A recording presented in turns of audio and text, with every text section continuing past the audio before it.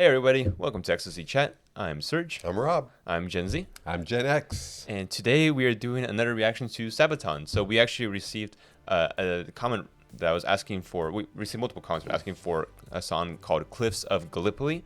And one of the reasons that we decided to do it earlier is because someone suggested that we do this on before Anzac Day. And so we wanted to make sure we had this video out in honor of Anzac Day ahead of time. And so we're recording our reaction today, and we're going to check it out. In terms of the event itself, not too familiar with it. I'm guessing it's related to this one battle that was... if you guys ever played Battlefield 1, it's the game I played. My knowledge is limited to the scenario that game presents, which is essentially there's British and Australian forces who went into the battle of... I don't know if it's referred to as the Battle of Gallipoli, but it took place there. And essentially it was being held by the Ottomans. And the Ottomans, they actually ended up winning. They held their ground, but it came at a great cost. I think almost double the amount of losses as a result. And it was a loss, but yeah. So that's kind of basically my knowledge of the event. I don't think it's taught in history very often, at least in schools. So have you ever heard of this prior? Very, very little. And if I recall, it was Australians, British, and New Zealanders. New Zealanders, right? Yeah. Okay. Australian, British, and New Zealanders. Yeah. So at least that's the way the game presented. I'm assuming Battlefield 1, they did a lot of research for their game, so I'm sure they had a lot of historical accuracy in the way they presented everything. So I'm assuming that's what this conflict is about. And other than that, that's all I know. So it'll be interesting to see the history video after this to see some more context. Right. But yeah. And I think even with the Ottoman Empire, they won that battle, but the loss was double the loss with the Allied forces. Yeah. Not if I remember. That's what I was thinking. I'll put up a quick number on the screen to see. We're gonna find out. We'll put a quick fact on the screen to see if that's true or not. But so you should see it here. All right, guys. So what we're going to do is we're going to jump in. We're going to start by sharing the screen. And of course, with every one of their videos, we're going to scroll down to the description to see the historical fact that they left for us. Maybe it'll fill in a little bit more of the details for us, which will be helpful. We're going to go past the lyrics, so no spoilers. So historic fact. Taking place from February 17, 1915 until January 9th, 1916, the Battle of Gallipoli, so it is referred to as the Battle of Gallipoli, good to know, was a long and controversial attempt to reach and occupy Constantinople, now known as Istanbul, during the First World War. The campaign resulted in 213,000 casualties and cost 44,000 Allied troops their lives. Wow. Wow. And that's a very historical city. So they're actually fighting to take at once, I don't know at the time, I forgot if that was the capital of the Ottoman Turk Empire. Oh. But I know one thing, because of the history of that city, the Ottomans were going to do everything they could to prevent it from being taken. Makes sense, yeah, and that's why they held it with double the losses, but they really wanted to hold on to it to make sure they didn't lose that city. Yeah. I guess we'll see what it's about. Look at that, the number of casualties. Yeah, 213,000 casualties and 44,000 troops dead, Allied troops. I wonder if casualties is including... Civilians. I would imagine also includes civilians. Well, yeah, but I mean, I wonder if it's including only the Allied forces or if it's also including the Ottoman forces.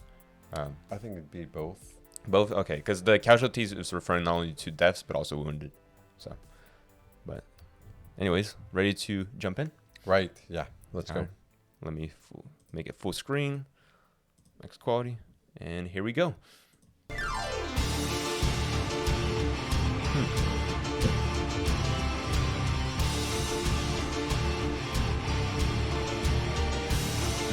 Different chapters. So I think these are their songs. I think so. For like basically an album. Like Art of War. Yeah. So you see, so Gallipoli, Cliffs of Gallipoli is chapter 7. And we also reacted to The Price of a Mile right here, chapter 11. And I don't think I see any others. So this is probably the album. Yeah, and I don't think I see any other ones I recognize here. I don't think we did any of these other ones yet. Not yet. Okay, let's continue.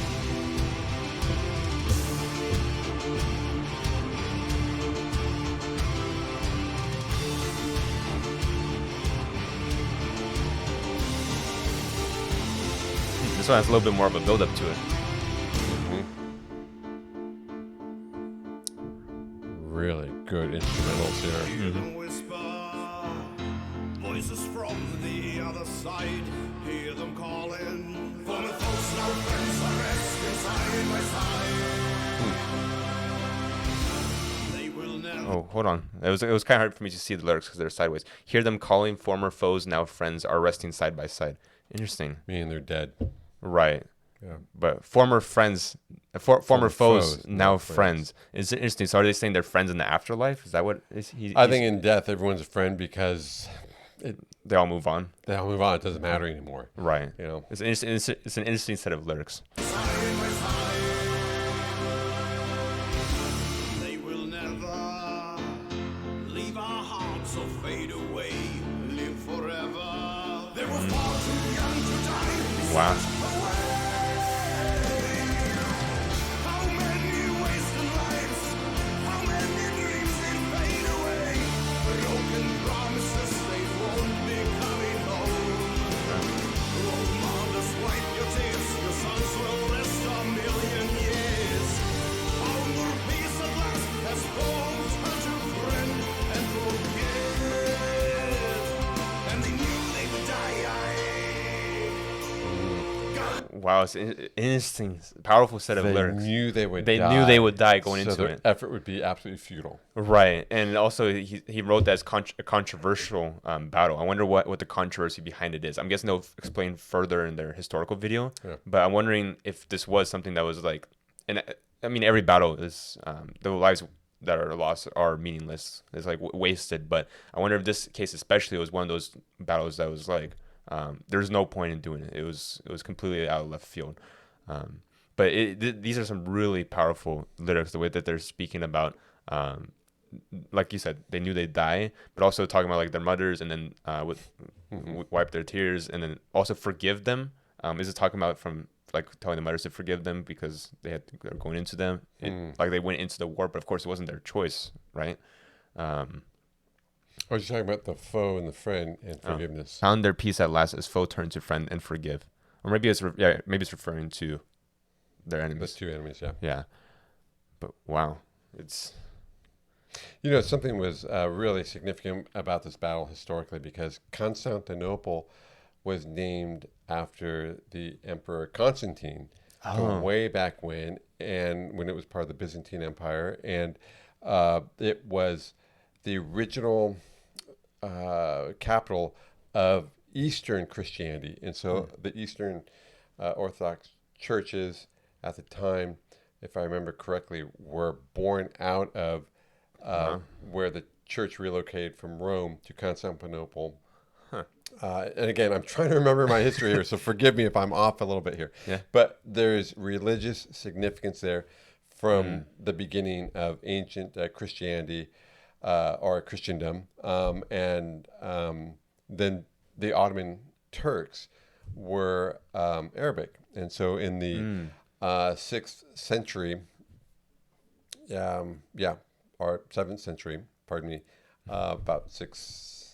Anyway, I don't know how you're remembering all this. I'm trying to remember all this. For me in school, all this went right over my head. But yeah, it's amazing. Yeah, how do I remember this? But there were so many battles, and when they took that city, it was a huge loss for the Europeans who were of a Christian background, religiously and culturally. It was very significant just in terms of that loss because of what it symbolized. And so the Ottoman Empire, our Otts, were not by any means were going to allow that city to be taken again. Makes sense that they would want to hold on to it as a result of all that history, like you said. Yeah. Pretty major point. So, broken promises, they won't be coming home was also a really powerful lyric. So, and that's what made me think about the forgiveness part. I'm like wondering if like they broke the promise of promising to return home, which is why their mothers have to forgive them in the sense that they broke their promise, and they promised. Yeah. I'll be back. Yeah. But that maybe that's what he meant by that lyric. They knew they'd die, so the mothers had to forgive them for making a promise they knew they couldn't keep because they knew they were going into it to die. Interesting. So ready to continue? Yeah. And they knew they would die.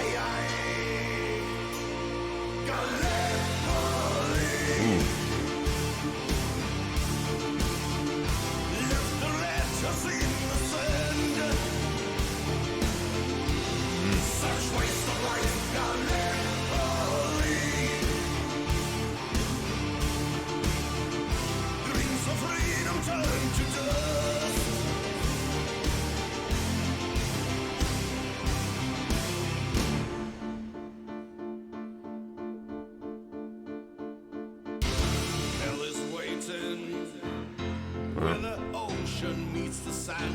Sabaton, where the soldiers rushed into ourselves dead. At the shoreline, blood of heroes stains the land. Light a candle, one for each of them who fought and died. There is no enemy, there is no victory. Only boys who lost their lives in the sand. Young men were sacrificed, their names are carved in stone and kept alive. And forever we will honor the memory of blood. And they knew they would die. Wow. So what's we both paused. again. What I find interesting with this, in the previous songs we've heard from Sabaton, they were very factual and objective in their lyrics and how they were presenting something very informative. And here, they're much more subjective. And it's an observation. I'm not saying like a better or worse, good or bad. It's just more of an observation.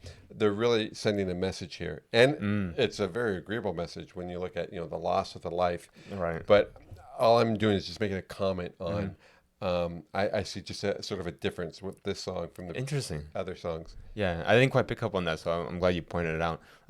I think it's really powerful the way he was saying. At first, he was saying like something about going to hell, and I was thinking that he's talking about like the afterlife, like people are getting like killed and they're getting sent in this terrible place. But then he clarifies where the ocean meets the sand, the shoreline. So that was like a living hell for all those soldiers who were going into the fray, because of course that's like one of the main points where people get torn to shreds by machine gun fire, and both sides they're meeting at the shoreline.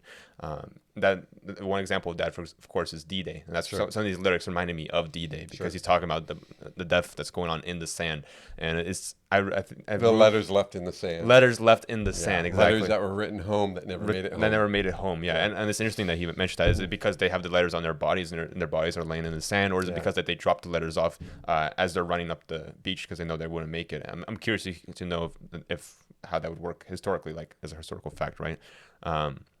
But also what's really powerful is he's saying that their memory will live on. Their names are carved in stones, which of course is their graves, and the future generations will honor their name for their sacrifice, even though it was a meaningless one because it was a waste of life. Gallipoli is such a waste of life, as he put it. Yeah, that's why I really enjoy what these guys are doing. Well, I enjoy the music and the sound, but I really, really like and praise these guys for what they're doing with helping us remember, right? These young souls. Yeah, who lost their lives. Because a lot of the ones we just did, like the Christmas truce, like Cliffs of Gallipoli now, these events are something that I learned about in the history class a long time ago, and I completely forgot about, and now they're pulling it out like the backlog of my mind. Right. Like it's like recalling. It makes you like recall that moment and makes you remember. Yeah. So in remembrance, right? Yeah. So remembrance and great respect with it. Yep. Lest we forget. Shall we? Yep.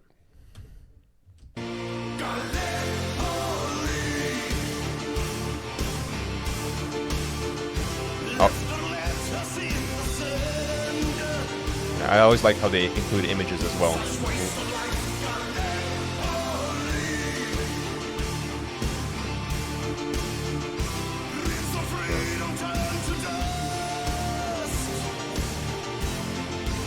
Showing a battleship, looks like. Ooh, the instrumental's changed.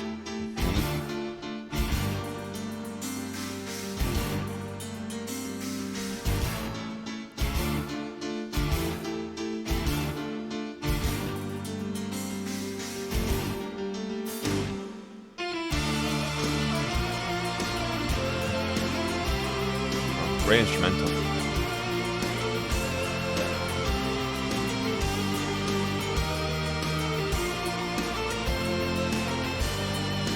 And something just rewind real quick.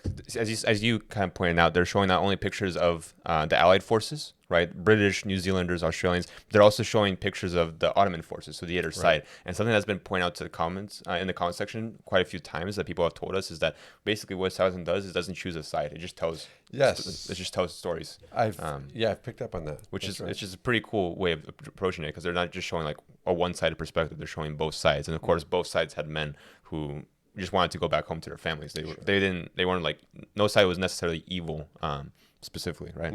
So, all right, ready? Good point.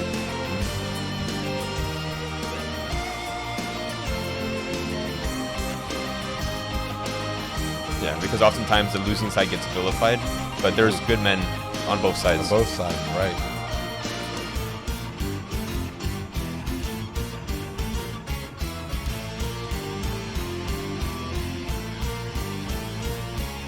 Hagia Sophia. Wasted lives, how many dreams that fade away? Broken promises, they won't be coming home. Oh, mothers, wipe your tears, your sons will rest a million years. Found their peace at last, as hope turned to bread. They forget. They used to die.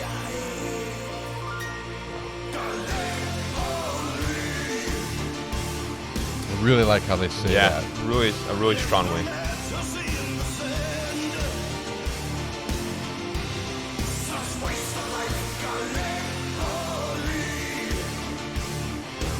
Showing some artillery as well, it looks like.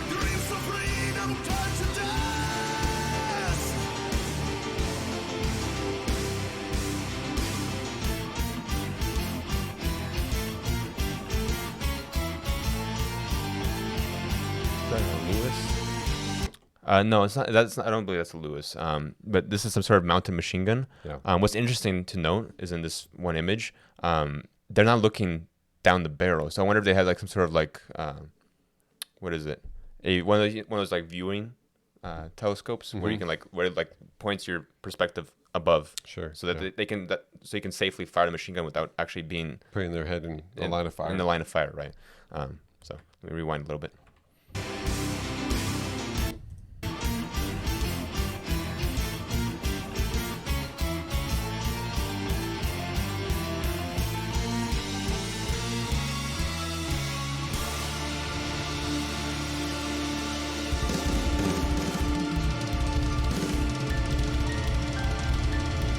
Oh, listen to those drums.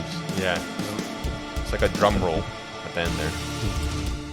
Wow, and then just one final, and dies out. What a powerful finish there. Yeah, wow, that was a nice sound. I enjoyed that one. Another really good one from Sabaton. Yeah, but now they always do a good job with, I know it's with both the instrumentals, but also the voice as well. He always has a way of drawing out the emotion in his voice, and it's hard to pinpoint how exactly, but I know that he does do different voices throughout. Like he kind of rolls his R's in different ways, and it just sounds different with different sets of lyrics and different instrumentals, which I really enjoy. What do you think? Well, like what we were saying when he sings Gallipoli. Gallipoli. Right. I love when And songs. he just enunciates it Yeah. so powerfully, so Right. strongly. Yeah, I love when musicians do that. They take a word and they enunciate in like different parts, and that makes it up adds much more power to the word. But you take it and you kind of you emphasize it in different ways. It goes right along with the instrumentals. Yeah. Yeah. Yeah, really powerful. I found it's almost chilling, some of the lyrics where he talks about broken promises of the sons made to their mothers, and mothers weep. Wipe your tears, your sons will live 1,000,000 years. Really powerful lyrics there. The one phrase that stands out to me is letters in the sand. Letters in the sand. You think about all the people you want to write home to, your wife, your mom, your mother, and your sister, those who you're close to, and they keep you living. Yeah. To thinking about them, and you don't make it back. And what you find is just left letters in the dead bodies of the soldiers, and that to me it just stuns me. When I think about that. Yeah, it's interesting when you brought that up in my mind. As it could also not only be letters that they've written home to their families or were planning to give to their families, right? It could also be letters from their families, Right. as you're kind of leading into, Right. which makes sense as well. It's like they have all these letters from their family members, and of course the family members are anxiously waiting to hear back. And Sure. all the men who died in the conflict obviously wouldn't be able to respond. Right. Yeah. Wow. Just again, thanks for recommending this particular song, especially with April 25th being the day, right? Is Right, that the Anzac Day. That commemorates this Anzac Day. Yeah, let me double check. Anzac Day. Double check. But yes, April 25th. And so for those of you in the comments that made that recommendation, the timing was just perfect here. Yeah. Yeah, so Anzac Day is devised to honor the members of the Australian and New Zealand Army Corps. Anzac. Yeah, so Australian, and of course Australians and New Zealanders participated in the Battle of Gallipoli, which is, from my understanding, why this video was recommended to us, and it makes total sense. And like I said, it is interesting that Sabaton, with each of their videos, they don't just pick one side or the other and make one side the villains and the other side the good guys. In this case, they showed both the Ottomans and the Allied forces, so showing both sides, because both sides had young men who didn't want to die, and as he put in the song as well, young men who knew they were going to their deaths, and their lives were stripped way too early. They had full lives ahead of them. Thanks for bringing this up, because it allows some clarity for me. It's a battle in Gallipoli, and it's a song about that battle in Gallipoli. So I wondered why they call it Anzac Day. Anzac Day, yeah. So to clarify, it's an acronym here. Yeah, and I just looked it up on screen on our computers, so that I can put up the description on the screen as well. We're looking at a description of what Anzac Day represents, and so I brought it up to clarify to Rob that it's not specifically for the Battle of Gallipoli. It's just in general honoring the Australian and New Zealand forces, and this was one of the battles that they participated in. Yes. So this is one of the ones they had significant involvement in.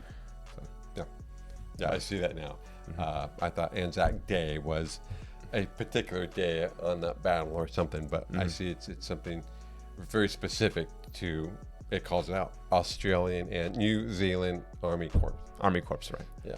And they participate in a lot of conflicts. Yeah. So, but with that being said, I really enjoyed the music. It sounds great, and of course the history behind it is really intriguing, because now I want to know what happened more specifically at the Battle of Gallipoli. Because for me, the only perspective I had was fighting through it in Battlefield 1, which is a video game that I want Rob to play, because they do I feel like a pretty good job of portraying some of these historic events as well, which helps you, which calls remembrance to it and gives you an idea of what it could have looked like.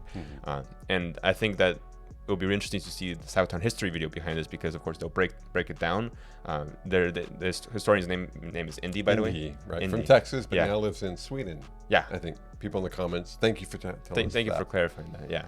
And so it'll be interesting to hear what Indy has to say about this conflict. I'm sure he'll summarize the history in a great way for us, as he always does. Yeah. So we're gonna stay tuned for that video. It'll be probably coming out sometime tomorrow, and yeah, we're excited to watch it. So very much, yeah. So you'll see us again very soon. And with that said, have a great rest of your day, and make sure you like, comment, and subscribe, and hit the notification bell icon to stay up to date on our future videos. And have a great rest of your week. You'll see us soon. All right, guys, take care.